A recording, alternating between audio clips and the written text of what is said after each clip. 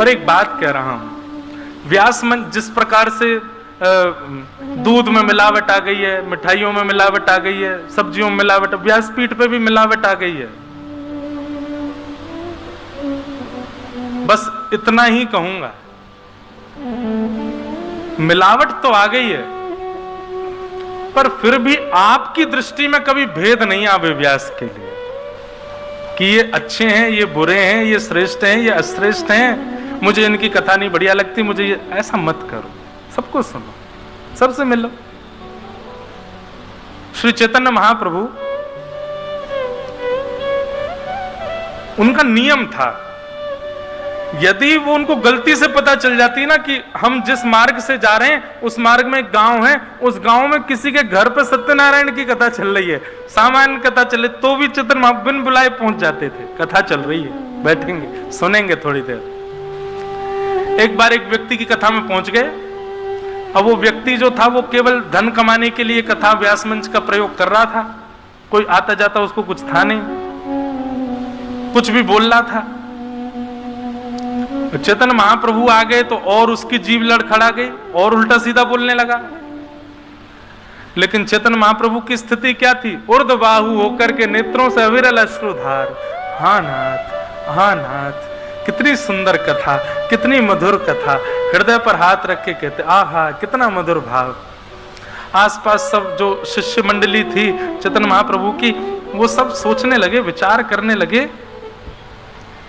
ऐसा तो कुछ बोल ही नहीं रहा जो गुरुजी इतने भावुक हो रहे हैं, इतने भाव विभोर हो रहे हैं, ये तो बल्कि गलत और बोल रहा है और ये इतने भाव में जा रहे हैं। संकोचवश किसी ने, महाप्रभु जी जब वहां से चले आए तो किसी ने पूछा, भगवान क्षमा करें दृष्टता, पर आज जिन व्यास जी की कथा में हम गए थे वो कोई ऐसे श्रेष्ठ व्यास तो थे नहीं, और उनके वचनों में भी कोई ऐसे भाव तो थे नहीं, आप इतने भावुक क्यों हो गए? क्षमा कर।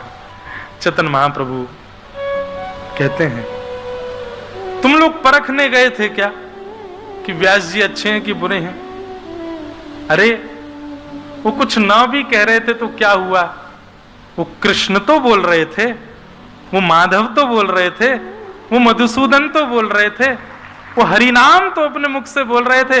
और विश्वास मानो वो जब जब कृष्ण बोलते, माधव बोलते, मधुसूदन बोलते, नृसिंह बोलते, हरि बोलते, जो भी भगवान नाम उच्चारण करते, वो नाम ही मेरे चित्त में प्रकट होकर के मुझको दर्शन दे रहे थे।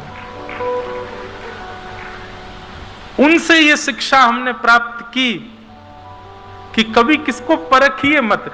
परखने की जिम्मेवारी हमारी है ही नहीं है, ये ठाकुर जी पे छोड़ो। आप मत परखो किसी को, ये श्रेष्ठ हैं, ये अश्रेष्ठ हैं, ये भक्त हैं, ये कुभक्त हैं, आदि आदि, इस प्रकार का भाव रखना ही नहीं है अपने को। सबके प्रति एक निष्ठ भाव रखो, किसी के प्रति भी कुभाव मत रखो। तो भक्ति को पुष्ट यदि करना है तो उसके लिए पुत्रों को पुष्ट करना पड़ेगा, और भक्ति का पहला पुत्र है ज्ञान। और वो ज्ञान भी कैसा ज्ञान? गुरु मुख से मिला हुआ ज्ञान, यानी कि सत्संग। उसको जितना हो सके नित्य लेना प्रारंभ करो, भक्ति आपकी पुष्ट होगी। भक्ति को पुष्ट करने का दूसरा उपाय, उसके दूसरे पुत्र को स्वीकार करो। दूसरा पुत्र कौन है? वैराग्य। वैराग्य का मतलब क्या होता है?